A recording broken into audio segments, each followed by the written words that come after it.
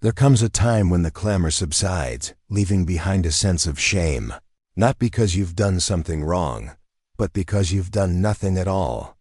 Stay with me, for by the end of this, you'll grasp why Carl Jung believed that your undisciplined self isn't lazy. It's exiled and yearning to return home. We seldom discuss what it does to an individual to witness themselves break the same promise day after day, to say tomorrow knowing full well that tomorrow never arrives, to walk past the mirror and feel a peculiar resentment toward your own reflection, not because you despise yourself, but because you no longer trust yourself. You declare you'll change. You assert you'll begin. You even believe it for a few hours. Then the next morning arrives, and the person who made the vow is gone, replaced by the same weary face, scrolling again, running again, hiding again. Carl Jung once stated, people will do anything, no matter how absurd, to avoid facing their own soul. But what if avoiding discipline is precisely that, not just procrastination, but a spiritual rejection of your future self? That's where we start. Because what if I told you that the version of you who is tired, unfocused, and easily distracted is not who you are? What if that's just who you've practiced being? If this is already stirring something inside you, don't just watch, subscribe. Because this channel exists for the parts of you that no one else speaks to. You've been trained to think discipline is about effort, but that's not true. Discipline isn't effort, it's identity. And you will never become disciplined until you stop identifying as someone who needs to become it. That may sound strange, but stay with me. Because once you understand this, the war you're fighting every morning will begin to make sense. Jung believed that most people never become who they are, not because they don't try, but because they remain strangers to their own potential.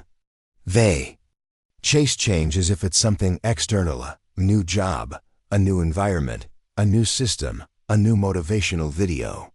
But the truth is, you don't need more. You need less escape, less noise, less hiding from the one thing you've always feared most: responsibility. Not responsibility to others, not to your boss, not to your parents, but responsibility to your becoming, the sacred contract between who you are and who you were meant to be.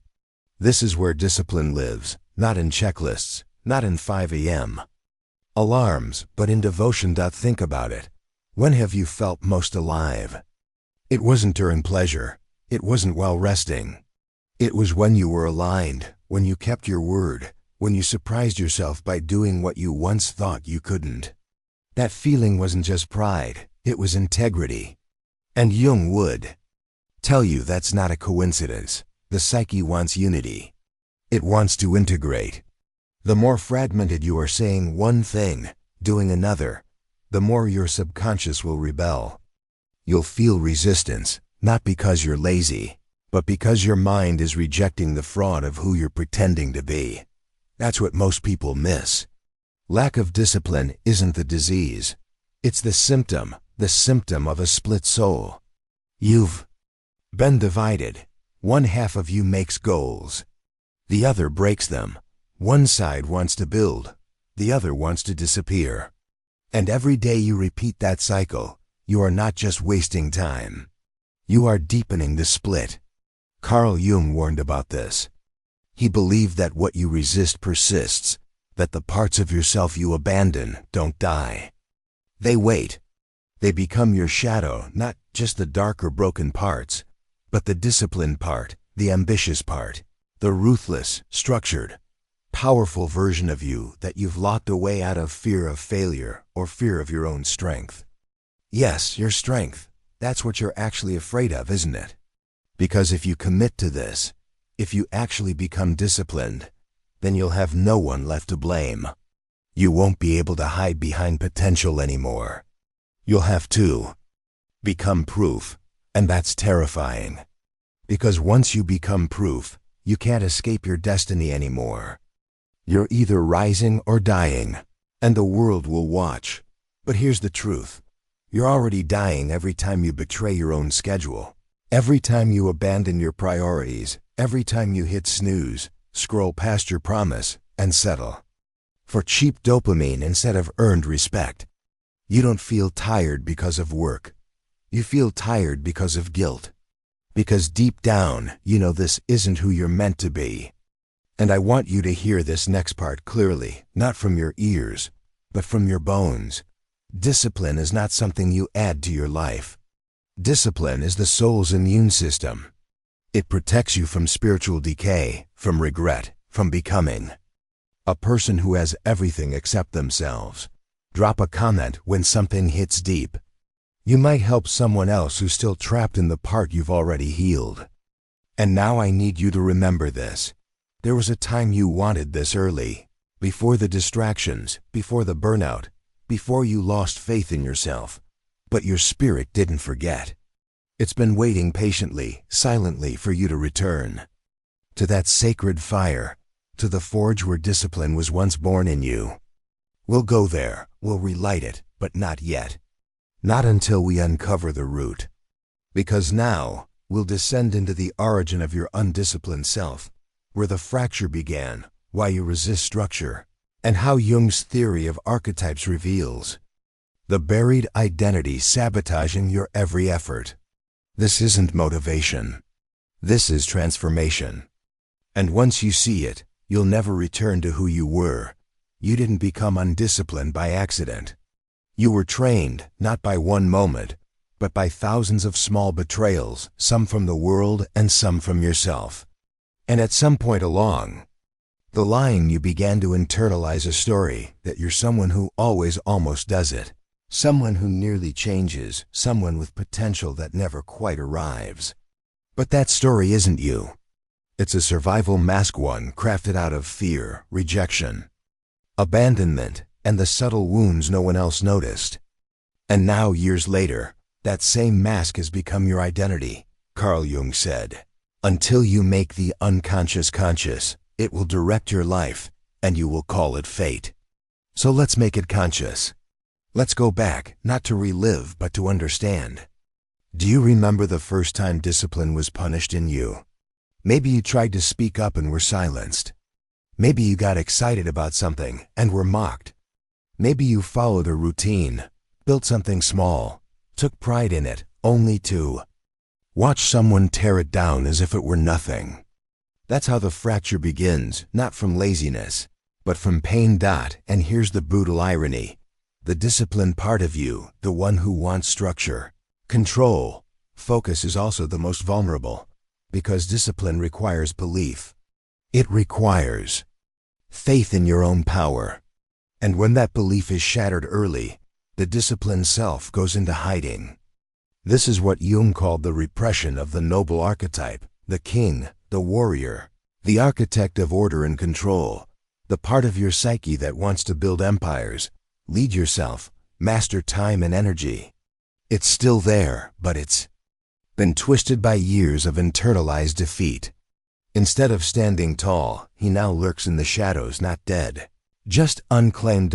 So every time you try to start something, a new habit, a morning routine, a clean diet, a focused work sprint, you are not starting from zero. You are confronting every ghost who ever told you that you won't follow through, that you never finish what you start, that you're not the kind of person who can change. And unless you realize this, you'll keep self-sabotaging, not because you want to fail, but because part of you still believes you must. Here's the insight Jung left us. Your outer failures are rarely about effort. They're about identity. You cannot outwork a self-image that contradicts the very thing you're trying to become. You will always return to the person you believe you are, no matter how many systems or tools you try. So how do we change that belief? Not with affirmations, not with hype, but with integration. Let's get deeper. Imagine two individuals inside you. One wants power, legacy, structure. He is focused, calm, sovereign. He keeps his word even when no one is watching. The other wants ease, comfort, disappearance. He avoids risk, avoids failure, avoids intensity. He craves warmth, not victory. These two individuals are not enemies. They are split versions of you. And as long as you reject one, you will never be whole. You must stop trying to kill the lazy version of yourself. You must reclaim him, speak to him, ask him, what are you protecting me from? Because I promise you, that lazy part of you isn't trying to ruin your life. He's trying to protect you from pain, from the sting of disappointment, from the memory of being laughed at, abandoned, misunderstood. And when you begin to see this, discipline becomes something sacred. It's no longer a war. It's a return to the throne you abandoned.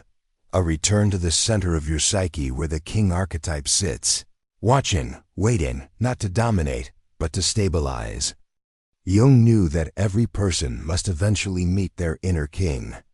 And when they do, they stop performing, stop chasing permission, and begin to organize their life not to impress others, but to reflect the inner hierarchy they have finally restored. That's what discipline really is. It's psychological architecture. It's the external reflection of internal order. And when a person lacks it, they don't just lose productivity. They lose their identity. This is why undisciplined individuals feel shame even when no one is watching. Because it's not about what they did or didn't do. It's about who they're afraid they're becoming. The fractured self is a haunted place. And unless you reintegrate the lost archetypes, the builder, the warrior, the father, the guide, you'll keep reaching for motivation that never arrives. Because here's the truth. You were never meant to rely on motivation. You were meant to remember, to awaken, to walk through your day as a person who has already decided, this is who I am. This is what I do. This is the order I bring. And yes, it will be painful. Yes, you will fail.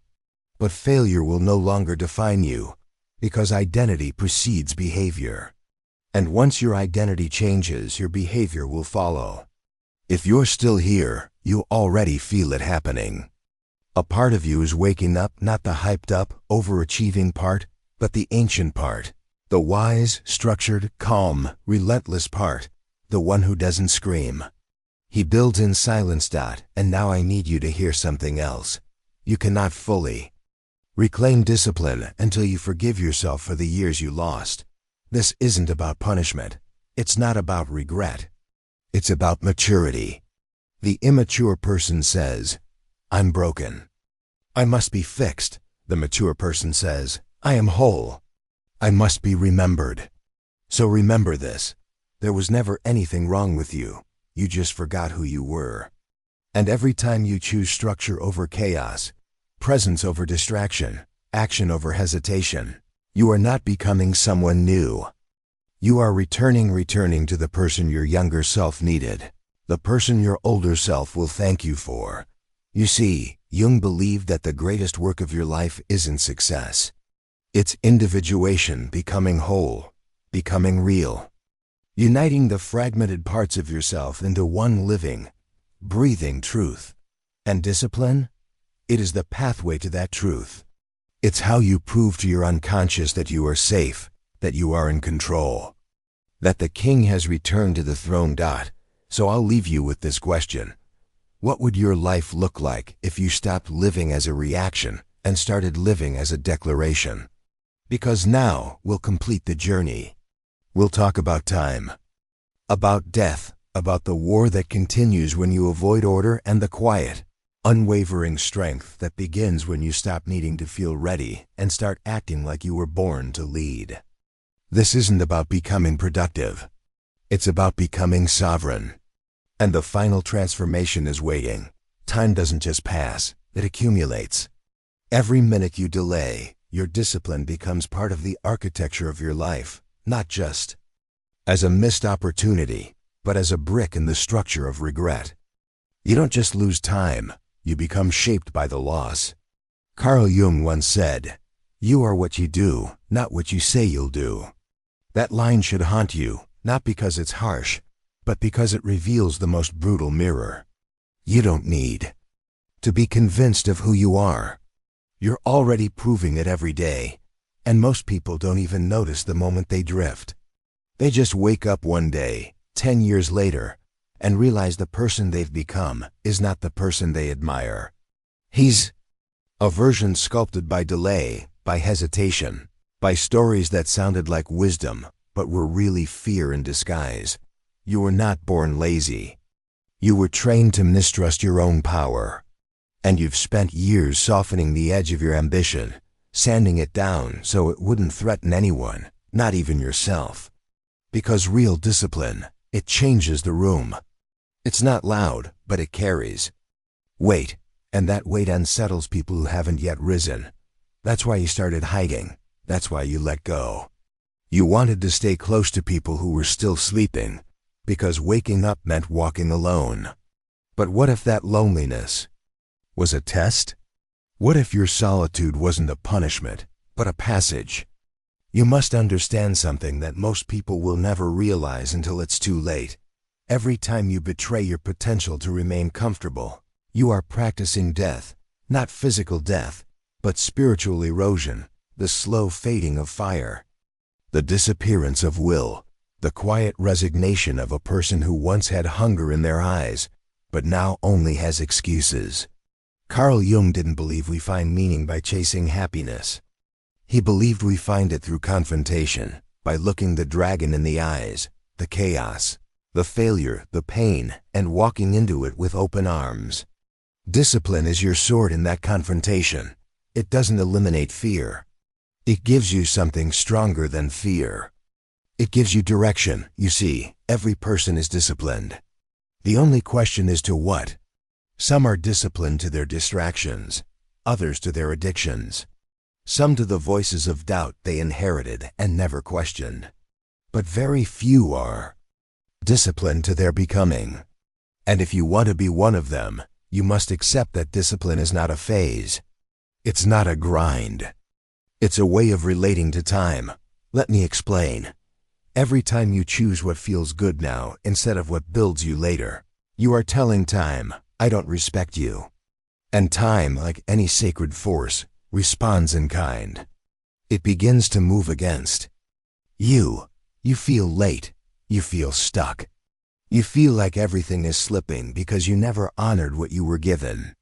But once you realign, once you begin living with reverence for time, your days change not externally at first, but internally.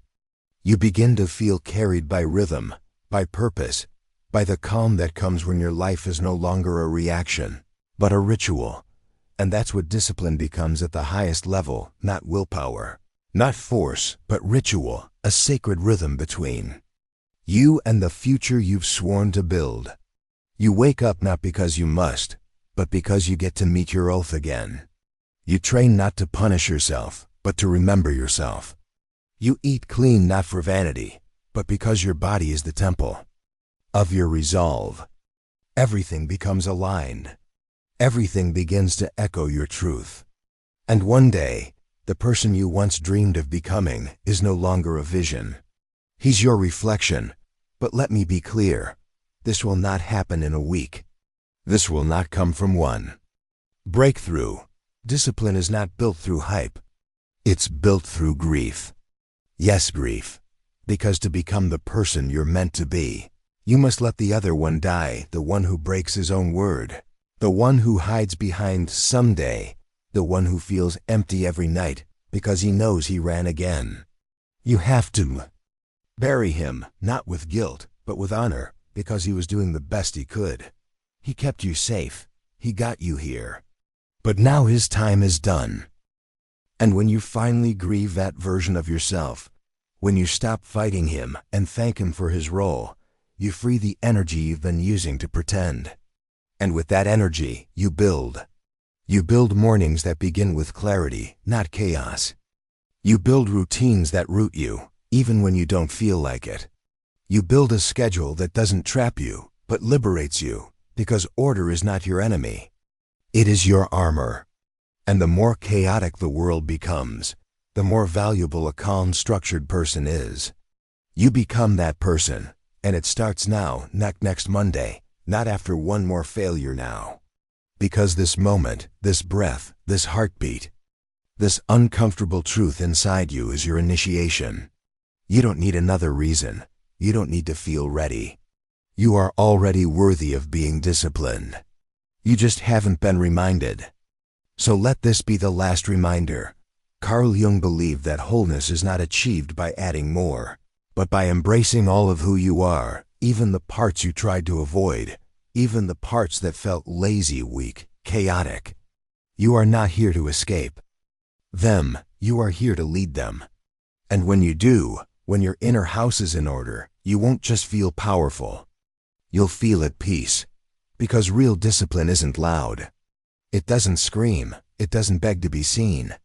It walks quietly daily, like a person who has finally remembered what they came here to do. So return to your vow, not tomorrow now. Because once you do, you'll never avoid discipline again, not because you have to, but because you'll finally know what it feels like to be a person who keeps their word to themselves.